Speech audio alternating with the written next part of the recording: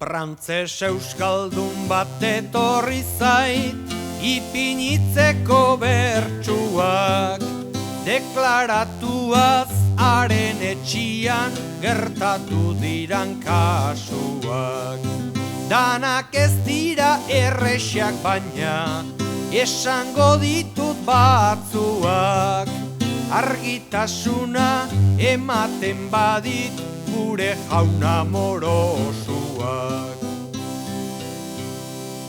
Nere barrengo sentimentuak nahi ditut adierazi, zer estadutan gelditu naizen inor nahi badu ikasi.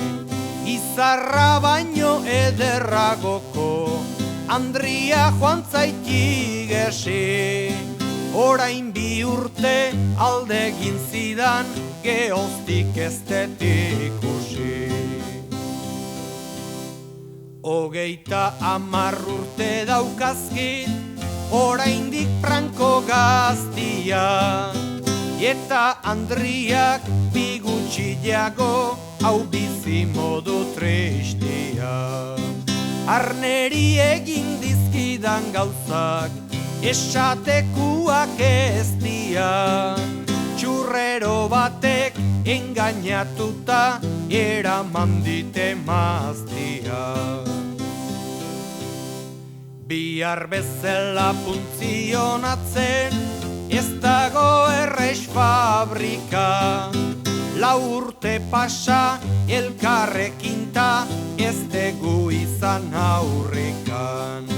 Aleginaren faltan ez daukat, kontzientzian zorrikan, orain Parisen txurruak saltzen, anomen dabil korrikan.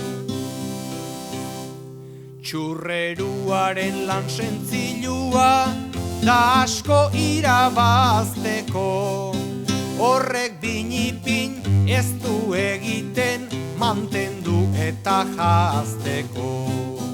Andriarekin alkar hartuta ni modu ontan usteko, bi kristau gaizto nahikuak dira bazter guztiak nahasteko.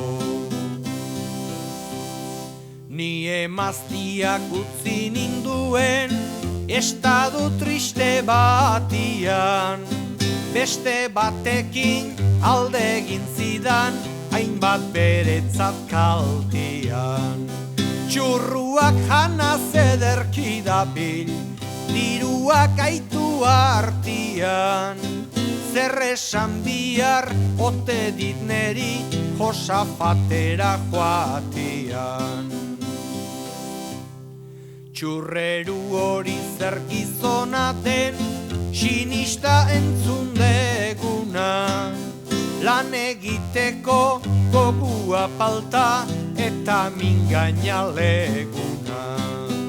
Bedeinkatua izan dedila, alde egin zuten eguna, izarajuak harrapatu du bere moduko laguna.